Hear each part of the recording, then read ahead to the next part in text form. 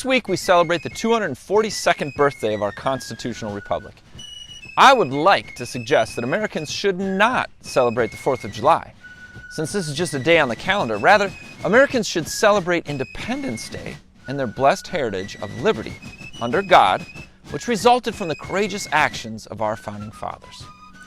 I would also add that the central importance of what our founders did was intricately bound up in what they believed.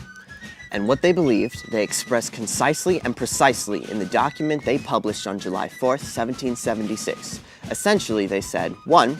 There exists an eternal God. 2. Our rights come from Him. And 3. The purpose of government is to secure our God-given rights. Recalling and celebrating these firmly held beliefs is the essence of our American heritage and the occasion to pass on the blessings of liberty to the next generation.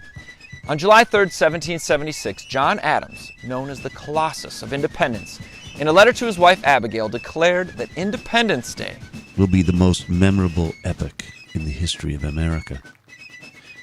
I am apt to believe that it will be celebrated by succeeding generations as the great anniversary festival. It ought to be commemorated as the Day of Deliverance by solemn acts of devotion to God Almighty.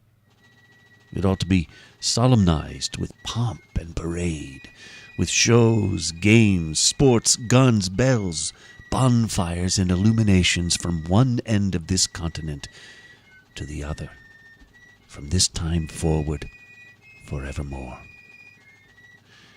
You will think me transported with enthusiasm, but I am not.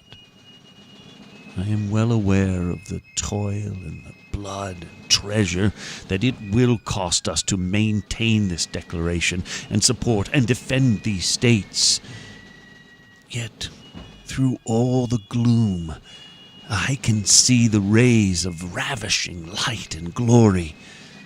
I can see that the end is more than worth all the means, and that posterity will triumph in that day's transaction, even although we should rue it, which I trust in God we shall not.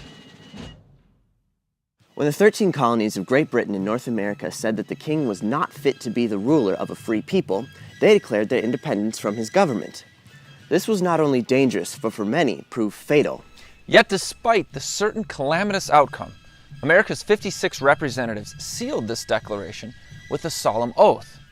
For the support of this declaration, with a firm reliance on the protection of divine providence, we mutually pledge to each other our lives, our fortunes, and our sacred honor. So, this Independence Day, while you celebrate American liberty, let's not forget the words of Thomas Paine. Those who expect to reap the blessings of freedom must, like men, undergo the fatigue of supporting it. Happy Independence Day, America. This is Jake MacAulay And Dominic MacAulay with the Institute on the Constitution, bringing you the American View.